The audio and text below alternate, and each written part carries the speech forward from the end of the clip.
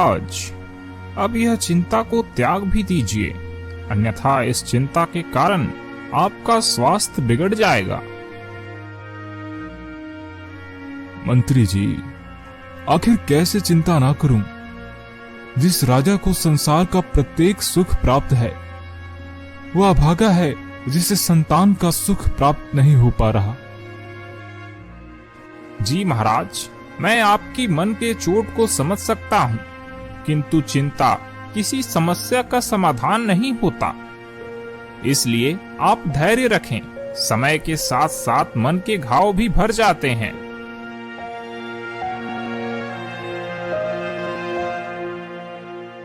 राजा विक्रम और रानी कल्याणी का कोई संतान नहीं था। उन्होंने सभी धार्मिक अनुष्ठान किए, लेकिन उन्हें कोई सफलता प्राप्त नहीं हुई। एक दिन रानी कल्याणी अपनी दासी के साथ महल के बाहर भ्रमण करने गई।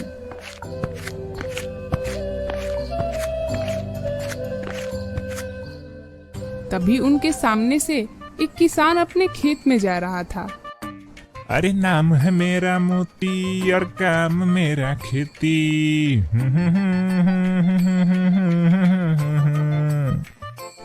किसान रानी को अपने सामने से आते देखकर रुक जाता है और रानी से दूर जाने लगता है। तभी रानी उसे आवाज लगाती है, अरे ओ किसान, रुक जाओ। रानी की आवाज सुनकर किसान रुक जाता है और रानी उस किसान के पास जाती है।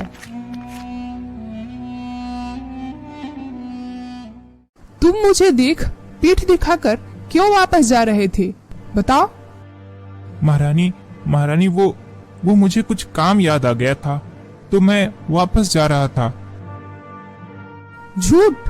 तुम्हारे चेहरे की यह सिकन साफ बता रही है कि तुम मुझसे झूठ बोल रहे हो। सच बोलो, वरना हम तुम्हें कड़ी से कड़ी सजा दिलाएंगे। रानी कल्याणी के इस तरह से बोलने पर किसान डर जाता है और सच बोल देता है। महारानी साहिबा, दरअसल आज मैं अपने खेत में इस मौसम की पहली फसल बोने जा रहा था और गांव के लोगों का यह कहना है कि यदि पहली फसल बोने से पहले किसी बांझ औरत को देख ले तो वह फसल बर्बाद हो जाती है, तो मैं इसलिए आपको देखकर वापस जा रहा था। किसान की यह बात सुनकर रानी कल्याणी की आंखें और मन गहरी दुख में डूब गए और उन्होंने किसान से कहा, गांव के लोग ठीक ही कहते हैं, तुम जाओ, आज फसल मत बोना। मुझ अभागिन को देखकर तुम्हारा आज का दिन व्यर्थ हो गया। फिर वह किसान अपने घर वापस जाने लगता है और महारानी कल्याणी अपने दासी से कहती है, चलिए हम महल वापस चलते हैं, अब हमारा मन कहीं जाने को नहीं कर रहा है। रानी दुखी मन से महल वापस आ जाती है।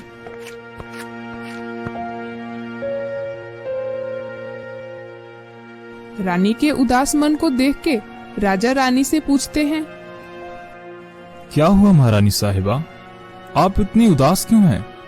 और आप तो राज्य का भ्रमण करने गए थी, फिर इतनी जल्दी वापस क्यों आ गए? रानी के उदास मुख पर चुप्पी बनी रहती है और वह कुछ नहीं बोलती। महारानी, आप कुछ बोल क्यों नहीं रही? बोलिए, आपको हमारी कसम। महाराज, दरअसल हुआ ये। फिर रानी ने किसान के साथ हुए घटना को राजा को बताया। रानी की बात सुनकर राजा को उस किसान पर अत्यंत ही क्रोध आया। उस किसान की ये हिम्मत कैसी हुई कि उसने आपको ऐसा कहा? हम उस किसान की जीभ खिंचवाकर कुत्तों को खिलवा देंगे, आप चिंता मत कीजिए महारानी। नहीं महाराज, आप ऐसा कुछ भी नहीं करेंगे। वह किसान की क्या गलती है? वह सच ही तो कह रहा था। जब हमारा ही भाग्य हमारे साथ खेल खेल रहा है तो हम दूसरों को क्या कह सकते हैं? जी महारानी, आपका कहना उचित है। फिर अगले दिन राज्य में एक ज्ञानी और तपस्वी ऋषि का आगमन होता है, जो राजा विक्रम के राज्य का भ्रमण करने आए थे।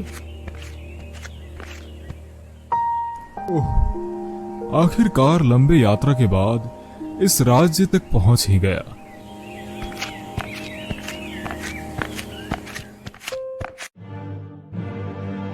महाराज, मैंने सुना है कि राज्य में एक अत्यंत ही तपस्वी ऋषि का आगमन हुआ है और वह हमारे महल के कुछ दूरी पर ही निवास कर रहे हैं।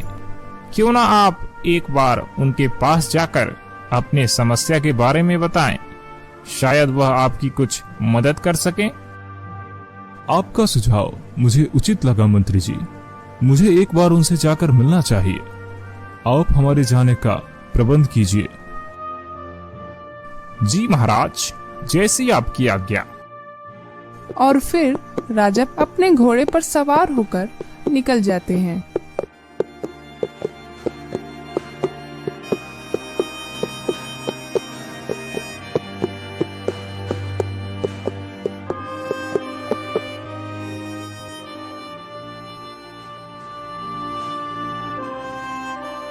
आओ आओ राजन, मुझे आपके आने का आभास पहले ही हो गया था और मैं ये भी जानता हूं कि आपके यहाँ आने का क्या कारण है। आप तो अंतर्यामी हैं महर्षि, मुझ पर कृपा करें और अपने आशीर्वाद से मेरे पत्नी की सूनी गोद भर दीजिए महर्षि। देखो राजन, मैं तुम्हें अपना आशीर्वाद तो दे ही दूं, लेकिन मेरा आशीर्वाद ही तुम्हारे समस्या का समाधान नहीं है। तो फिर महर्षि, क्या मेरे इस समस्या का कोई समाधान नहीं है? क्या मैं इतना अभागा हूं कि मुझे एक संतान की सुख प्राप्ति नहीं हो सकती? नहीं नहीं राजन, इस संसार में कोई भी व्यक्ति अभागा नहीं है। हर व्यक्ति अपना भाग्य अपने कर्मों से बदल सकता है और तुम भी यह कर सकते हो, लेकिन यह राह थोड़ी कठिन है। महर्षि, आप उपाय बताइए। मैं संतान की प्राप्ति के लिए अपने प्राण भी त्याग दूंगा। तो ध्यान से सुनो। तपोवन जंगल के पार एक पहाड़ी है। उस पहाड़ी पर एक दिव्य झरना है। यदि तुम उस झरने का जल अपनी पत्नी को पिला दो तो तुम्हें संतान की प्राप्ति होगी। परंतु क्या महर्षि, बोलिए। परंतु तपोवन जंगल में एक भयानक और अत्यंत ही बलशाली राक्षस रहता है, जो तुम्हें जंगल से आगे बढ़ने ही नहीं देगा। और उस राक्षस को परास्त करना किसी भी साधारण मनुष्य के बस की बात नहीं है। आप अपना आशीर्वाद दीजिए मुझे महर्षि। उस राक्षस का सामना मैं कर लूंगा। राजन, मेरा आशीर्वाद तो तुम्हारे साथ हमेशा ही है। आयुष्मान भव। ऋषि से आशीर्वाद लेकर राजा तपोवन की तरफ निकल जाते हैं।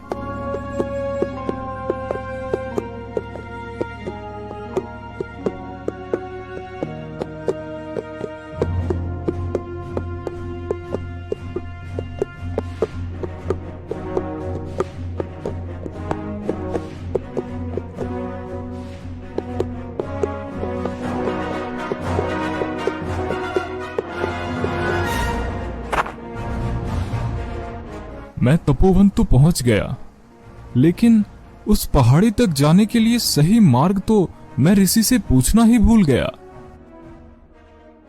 राजा आगे बढ़ने ही वाले थे, तभी उन्होंने देखा कि एक हिरन उनके तरफ भागते हुए आ रहा है और उसके पीछे एक शिकारी उसे मारने के लिए दौड़ रहा है।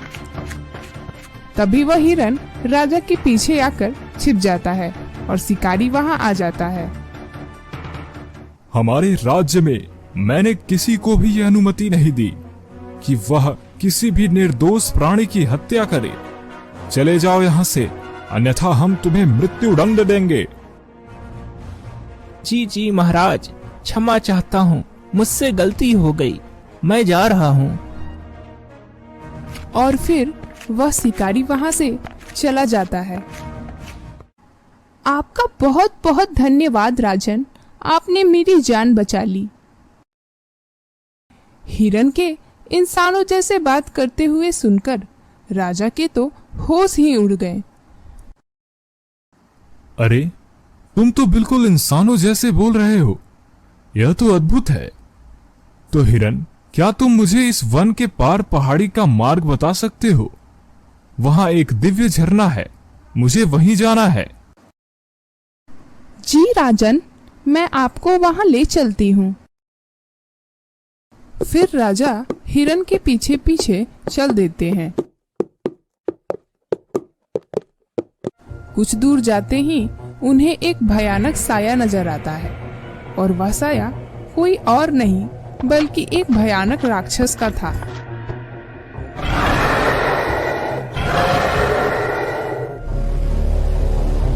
तुम सामने से हट जाओ हिरन, मैं इस राक्षस से निपटता हूँ। नहीं राजन, रुक जाइए, आप इस राक्षस को नहीं हरा सकते, मैं इसको सबक सिखाती हूँ। वह हिरन कोई साधारण हिरन नहीं थी, बल्कि वह एक परी थी जो रोजाना ही उस जंगल में घूमने आती थी। फिर उस परी ने अपने जादुई शक्तियों से उस राक्षस पे वार किया और वह राक्षस जमीन पर गिर पड़ा। चलिए राजन, जल्दी चलिए, यह राक्षस कुछ घंटों के लिए ही मेरे जादू से सो गया है। आपका बहुत बहुत धन्यवाद परी देवी, मैं आपका ये ऋण कभी नहीं चुका पाऊंगा। आपने तो अपना ऋण उसी समय चुका दिया था जब आपने मेरी जान उस शिकारी से बचाई थी। अब चलिए हम चलते हैं। फिर वे दोनों उस झरने की ओर आगे बढ़ते हैं। कुछ ही देर में वे उस दिव्य झरने तक पहुंच जाते हैं और राजा उस झरने से कुछ जल अपने पात्र में भर लेते हैं। राजा जैसे ही पीछे मुड़कर देखते हैं, वह परी वहां से गायब हो चुकी थी। मैं नहीं जानता परी देवी आप कहाँ हैं, परंतु मैं आपका जीवन भर आभारी रहूंगा।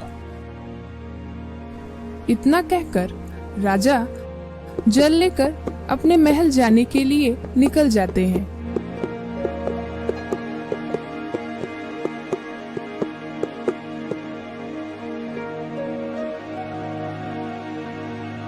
महल पहुंचकर राजा रानी को उस दिव्य जल के बारे में बताते हैं, जिसे सुनकर रानी के चेहरे पर आशा की एक किरण छा जाती है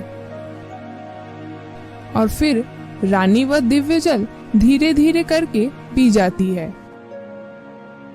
कुछ हफ्ते बाद रानी राजा से कहती है कि वह मां बनने वाली है। यह बात सुनकर राजा बहुत ही ज्यादा प्रसन्न हो जाते हैं। देखते ही देखते 9 महीनों का समय बीत जाता है और रानी ने एक सुंदर से पुत्र को जन्म दिया जो अत्यंत ही सुंदर था। अपने पुत्र को देखकर राजा और रानी बहुत प्रसन्न थे। महारानी, हमारा पुत्र कितना मनमोहक है। इसकी आंखें देखकर ऐसा लगता है जैसे कि कोई समंदर है। जी महाराज, यह सब आपके कारण ही संभव हो पाया है। नहीं महारानी, यह हम दोनों और उन महर्षि के कारण ही संभव हो पाया है और उन परी देवी के सहायता के बिना तो यह संभव ही नहीं हो पाता। अगले दिन राजा के पुत्र का नामकरण कार्यक्रम हुआ और राजा के पुत्र का नाम उन्हीं ऋषि ने रखा जिसके वरदान से यह संभव हो पाया था। महर्षि, मैं चाहता हूँ इस बालक का नामकरण आप ही करें। अवश्य राजन, इस बालक का जन्म एक दिव्य जल के कारण हो पाया है, तो हम इस बालक का नाम जलेश रखते हैं।